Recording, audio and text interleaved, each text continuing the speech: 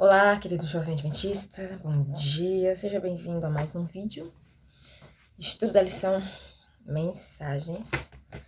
E o nosso texto base dessa semana, você já sabe que você precisa estudar o texto base da semana. Todas as vezes que você for observar os textos da lição, você tem que fazer relação disso com o texto-chave, tá? Não é só no dia da quarta-feira, no momento hipertexto. Todos os dias você tem que reler o texto base para encontrar o sentido nas outras partes da lição. Hoje é segunda-feira, dia 8 de maio, e a gente vai falar um pouquinho sobre o João, né? Lá, além das ilhas e sóis, exilado na ilha de Patmos. E vamos fazer a relação aqui com o texto-chave. Foi João quem escreveu, né, o Apocalipse enquanto estava exilado. E ele diz, a partir do verso 9 até o verso 11, de Apocalipse 4, tá? Sempre que esses seres viventes davam glória, honra e ações de graças ao que está sentado no trono, ao que vive para todo sempre, os 24 anciãos se prostravam diante dele, diante daquele que está sentado no trono. Adoravam o que vive para todo sempre e depositavam suas coroas diante do trono, proclamando: Tu és digno, Senhor e Deus nosso, de receber a glória, a honra, o poder, porque criaste todas as coisas e por tua vontade elas vieram a existir e foram criadas. João, ele foi visitado por Jesus na ilha de Patmos, muitos anos depois, né? Esse relato aí do Apocalipse, essa prisão de João, foi aí mais de 50 anos depois da organização da igreja primitiva. Então, a organização da igreja primitiva foi há alguns anos depois da morte de Cristo. Então, mais de 50 anos depois aí é que acontece essa prisão, né? E a gente vai observar que é o anjo Gabriel, o mesmo que veio trazer as informações escatológicas para Daniel, é o que vem também para falar com João, para revelar as coisas a João. O pastor Arilton disse que Gabriel é especialista em escatologia, que é ele que vem para desvendar os mistérios do tempo do fim. E essa parte aqui que fala sobre João na ilha de Patmos faz a gente lembrar daquilo que eu falei na lição de ontem, que existem pessoas que acreditam que Deus criou o mundo e deixou à toa. Mas o relato de João no Apocalipse mostra o contrário. Deus criou o mundo e ele se importa com cada ser humano de forma particular. Então João, ele estava exilado, aparentemente sozinho, mas o Senhor estava com ele e enviou um anjo para revelar a ele as coisas que haveriam de acontecer no tempo do fim.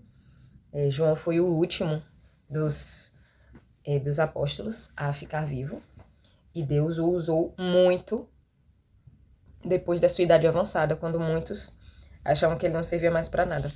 O complemento que eu vou trazer para vocês tá no livro Atos dos Apóstolos. Eu não tenho livro físico, então eu anotei o que diz umas partes do capítulo.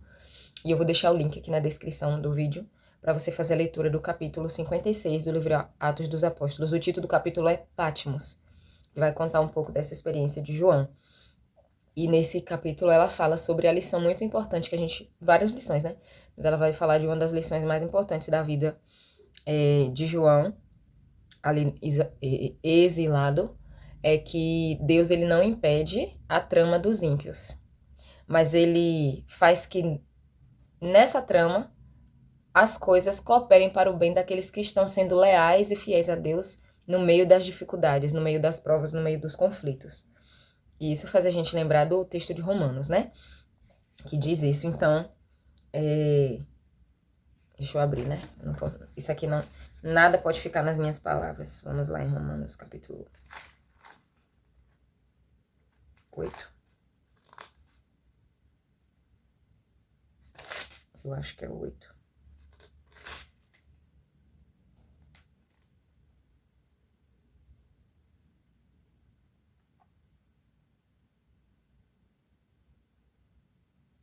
Não tô lembrando agora onde é que tá escrito.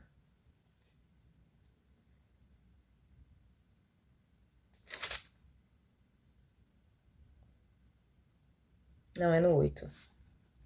Mas o versículo... Eu vou deixar a referência aí, quando eu editar o vídeo.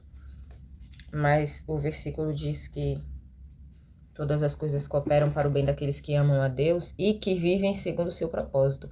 Tem gente que usa esse verso só nessa parte, daqueles que amam a Deus, aí ponto.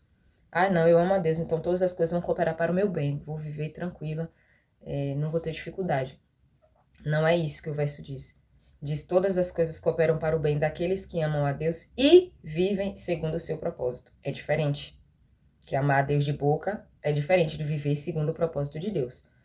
E João vivia segundo o propósito de Deus. Nesse capítulo, ela vai dar diversas características da vida de João que mostravam como ele era um servo leal, tanto na companhia de Jesus quanto depois da morte de Jesus.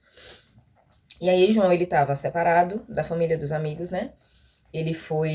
Teve o episódio de que ele foi jogado no caldeirão de óleo fervente, mas assim como Deus livrou Daniel não. Assim como Deus livrou os 3 amigos de Daniel da fornalha, ele também livrou João. E João não morreu, né? Ele não foi afetado pelo óleo fervente.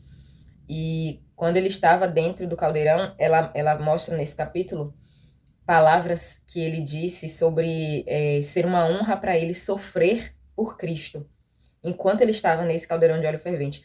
E ela disse que as palavras dele causaram uma influência tão forte, tão grande, que as mesmas pessoas que colocaram ele lá dentro retiraram ele lá de dentro. Então, pensa aí, nesse homem de Deus. E o ministério dele não havia acabado, a lição vai falar, o testemunho dele não estava completo.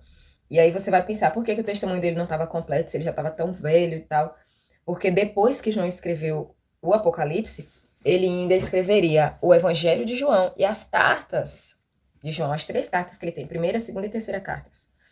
Então, o Apocalipse não foi o último livro que ele escreveu. Na ordem da Bíblia, no cânon, o Apocalipse está como último livro, mas não foi o último. Então, João ainda escreveu o Evangelho de João, as cartas de João.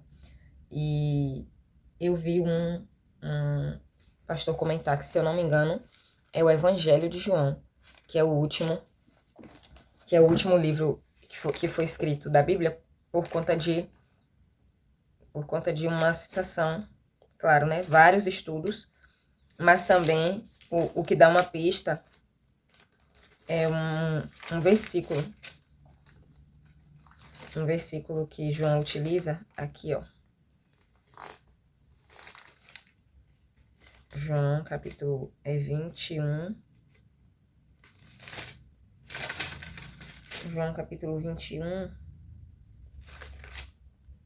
que diz assim, 21, versículo 24. O testemunho de João.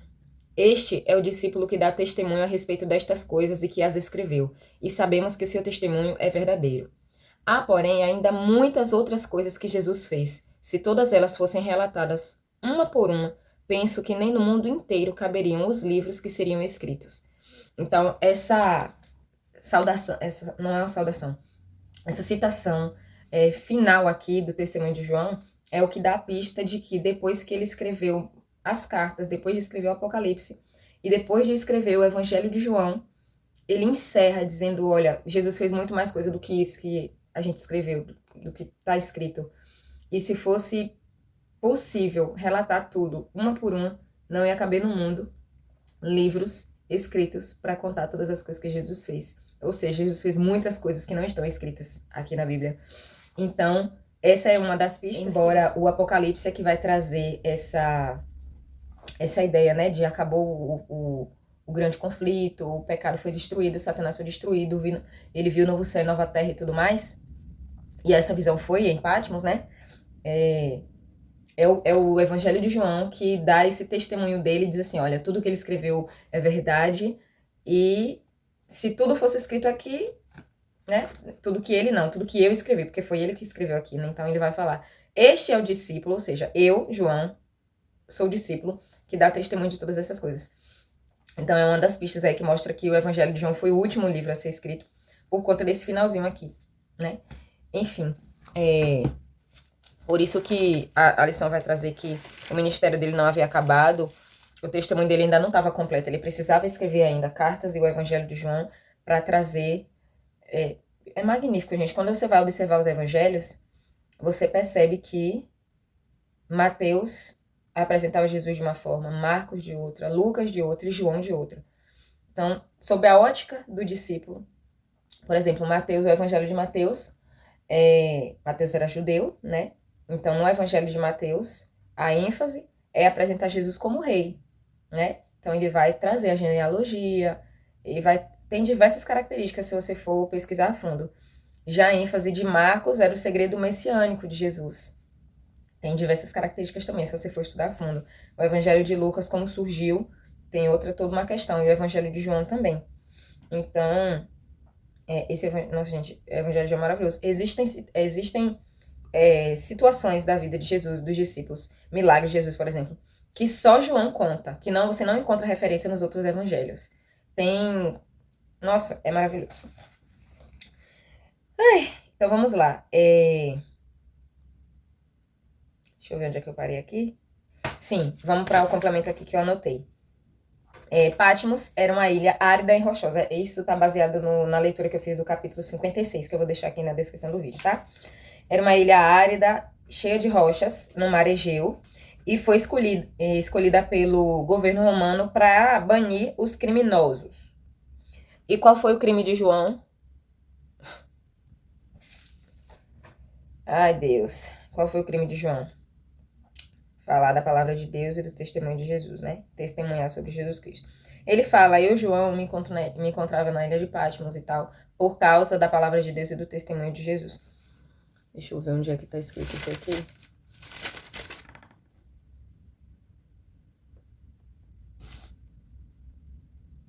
Não lembro a referência bíblica, vou deixar aqui quando eu editar o vídeo. E aí, essa ilha era escolhida para colocar os criminosos lá e eles morrerem, porque exilados, privados de tudo, sofrendo, então eles morreriam lá. Só que ela diz que para João, essa ilha se tornou a porta do céu, que foi lá que ele recebeu a visão da glória de Deus, né? E ela diz que em seu isolado lar, João estava habilitado a estudar mais intimamente do que nunca deixa eu dar uma pausa aqui para explicar essa parte. É extremamente ligado com o tema dessa semana, essa parte que ela dá a descrição de como João estava na ilha de Patmos. O tema dessa semana é adorando o Criador. A ênfase aqui é na criação de Deus e na adoração a Ele. E ela vai falar nesse capítulo de como a oportunidade, o fato de João estar isolado também, mas eu queria falar a palavra exilado, numa ilha cheia de rochas, um lugar assim, né, tipo, desolado mesmo. Ele enxergava nisso as maravilhas da criação de Deus. Presta atenção. Em seu isolado lar, João estava habilitado a estudar mais intimamente do que nunca as manifestações do poder divino como reveladas no livro da natureza e nas páginas da inspiração. Era para ele um deleite meditar sobre a obra da criação e adorar o divino arquiteto. Olha como está ligado com esse tema. Então, João ali tinha a oportunidade, ao invés de se lamentar, se desesperar, porque estava lá preso, ele tinha a oportunidade de contemplar a criação. E, digamos que como era uma ilha, um negócio ermo, né, uma coisa assim, não tinha tanta... Ela fala que ele passou a vida toda contemplando muitas obras, natureza, campos verdes, né, e tal. Mas lá era mais rochas do que tudo, né? Tinha muito mais rochas, era bem árido o cenário. Mas que nisso ele contemplava as obras do Criador. Ela fala, inclusive, que ele olhava para as rochas e começava a lembrar do dilúvio. E, nossa, gente, é maravilhoso esse capítulo. Leiam, eu não vou colocar esse link na descrição à toa. Eu tô colocando para vocês lerem. O capítulo é pequeno, tá? Aí ela disse, nas belezas da natureza, João sempre se deleitara em considerar a sabedoria e a habilidade do Deus Criador. O cenário era desolado, mas o céu azul era tão luminoso e belo como o da amada Jerusalém, a cidade onde eles viveram, né, durante muito tempo. E aí ela vai falar que quando João ele foi exilado, muitas pessoas já acreditavam que ele era inútil, porque ele já estava com a idade muito avançada e que o tempo de testemunho dele, o tempo de trabalho dele já devia ter encerrado. Aí ela vai passar alguns parágrafos falando sobre a importância de pessoas mais velhas na obra, sobre o testemunho que essas pessoas podem dar, sobre quão forte pode ser a influência dessas pessoas na vida de outras pessoas mais jovens. Ela vai se demorar um pouco falando sobre essa questão, que é muitíssimo importante. sobre obreiros mais idosos, pessoas mais velhas que podem se entregar para a obra do evangelho e ser muito úteis, né? Com sua experiência, com seus conselhos, com as vivências. E aí ela fala, né, que em Patmos, que ele estava muito avançado em dias, ele teve mais comunicação do céu do que durante todos os anos que ele viveu. Então, no período ali em que as pessoas achavam que ele estava fragilizado, que ele não servia mais para nada, para você ver como foi importante essa velhice de João, que depois que ele sai de Patmos, ele ainda escreve as cartas, ainda escreve o evangelho. Então, o testemunho dele continuou por muitos anos, até ele verdadeiramente descansar no Senhor. E aí, gente, é maravilhoso esse capítulo, sério, leiam esse capítulo, é muito maravilhoso. E olha o tema da adoração aqui, né, envolvido. João, ele tinha muitos motivos, né, para reclamar pelo fato de estar exilado, visto que ele era o discípulo amado, né, aquele que estava ali sempre mais próximo de Jesus. Assim, você parar e pensar assim, poxa, mas por que João passou por isso, né? Ele não era servo de Deus, ele não era fiel? É justamente por isso. E ela vai falar também nesse capítulo sobre a questão da perseguição, né, que muitas pessoas sofrem exatamente por serem fiéis a Deus. Justamente porque estão fazendo a vontade do Senhor, estão andando contra o mundo, estão lutando contra a influência terrena, porque nós não somos cidadãos desta terra, nós somos cidadãos, misericórdia, eu não acredito que eu falei isso. Nós somos cidadãos do céu e estamos aqui só de passagem. Então, é maravilhoso. É maravilhoso esse capítulo. Vocês precisam ler esse capítulo. Foi isso o vídeo de hoje, gente. Sério, esse capítulo, ele me deixou muito impressionada. Muito mesmo. O João, ele tinha um propósito na vida dele, sabe? O propósito dele era verdadeiramente glorificar e honrar ao Senhor. E isso me faz parar pra pensar na vida que eu levo. Se eu tenho colocado, eu tenho me esforçado, eu tenho lutado e pedido ao Espírito Santo sempre a me ajudar a ter propósito de vida. Todas as coisas que eu fizer que tenham um propósito claro de glorificar a Deus, que não seja nada pra mim, que não seja nada pra mostrar, que não seja, sabe? Mas que seja pra glorificar a Deus. Mas quando a gente olha pra vida de João, a gente para pra pensar que qualquer coisinha que a gente sofre, a gente já tá murmurando. A gente já tá reclamando. E João, ele passou por tudo isso. E você não vê nos evangelhos, nas cartas, em nada dele, nenhum relato de tristeza e sofrimento pelo que estava passando. Pelo contrário, ele se alegrava, não no sentido de alegrar, ver de dente aberto, porque tá apanhando alguma coisa do tipo. Mas assim, o coração dele era cheio de paz. E ele irradiava a vida de João, as palavras de João tinham um impacto poderoso na vida das pessoas, porque ele tinha intimidade com o Criador. E é essa vida que eu quero ter, uma vida de intimidade com Cristo, a ponto de que quando eu abrir a minha boca, que as minhas palavras tenham uma influência positiva sobre a vida de quem ouvir. E que a minha boca eu abra apenas para falar aquilo que for positivo. E isso é muito difícil porque a gente é tentado em diversas situações a murmurar ou a falar mal de alguém, né? É uma luta constante contra o nosso próprio eu, que é o que nos acaba. Então, esse capítulo 56 de Atos dos Apóstolos vai ser muito esclarecedor para você compreender que a gente vai passar por muitas lutas e perseguição, mas a gente precisa se manter fiel. E se manter fiel não é só não sair da igreja, por exemplo. Se manter fiel é acreditar que não existe tentação, provação que a gente passe, que na verdade existe diferença entre tentação e provação. Tentação quem manda é Satanás. Deus não tenta ninguém. Deus nos prova a fé. Deus nos coloca à prova. Então não existe provação que a gente passe que Deus permita que a gente passe por essa provação se a gente não for suportar. Ele está aqui, o Espírito Santo está aqui para nos dar força para suportar. A gente precisa clamar a Ele. Então ele não coloca uma provação para você cair e ficar caído. Ele coloca uma provação para você segurar na mão dele e permanecer em pé. E mesmo que você tropece e caia, ele tá ali para te levantar. Então quando a gente para analisar a vida de muitos dos apóstolos, você para pensar, poxa, mas por que eles sofreram se eles eram servos de Deus? É justamente porque eles eram servos de Deus que através do sofrimento dele, muitas pessoas seriam alcançadas para o evangelho. Então a gente precisa ter em mente isso. Se a gente está passando por alguma provação, a gente precisa encontrar nisso uma forma de glorificar a Deus e testemunhar sobre esse Deus maravilhoso que é criador, que nos mantém, que nos sustenta, que não nos deixa à toa, que não nos deixa só. A gente precisa testemunhar em meio à provação para que outras pessoas vejam o agir de Deus em nossas vidas, tá? Então vamos finalizar para esse vídeo não ficar grande demais. Toda vez eu falo isso e não adianta nada. O vídeo fica grande porque as coisas vão vindo na mente e o Espírito Santo vai falando e eu vou... Mas enfim. Além das ilhas e dos sóis, João não estava sozinho. Ele tinha a companhia do anjo Gabriel, ele tinha a companhia do próprio Jesus. E ele testemunhou uma vida de abnegação, uma vida de renúncia, uma vida de adoração ao Criador. Imagina você numa ilha desolada, acabada, uma ilha que você foi jogado lá para morrer, você conseguir contemplar a obra da criação. É maravilhoso, gente, é maravilhoso. Os testemunhos dos apóstolos, aquilo que está na Bíblia, nos fortalece de uma forma grandiosa. É maravilhoso. Estudem a Bíblia, não deixem de estudar a Bíblia, gente. Pelo amor de Deus, façam disso algo vital para vocês. Não saiam de casa sem se comunicar com o Senhor.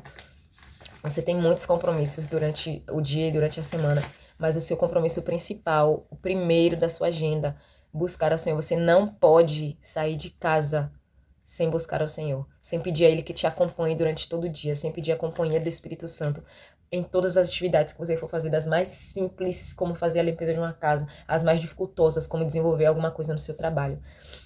É maravilhoso, eu digo pra vocês, por experiência, é maravilhoso quando você desperta e pede ao Espírito Santo que seja o teu companheiro e estuda a palavra, estuda o Espírito de profecia, está em comunhão com Deus.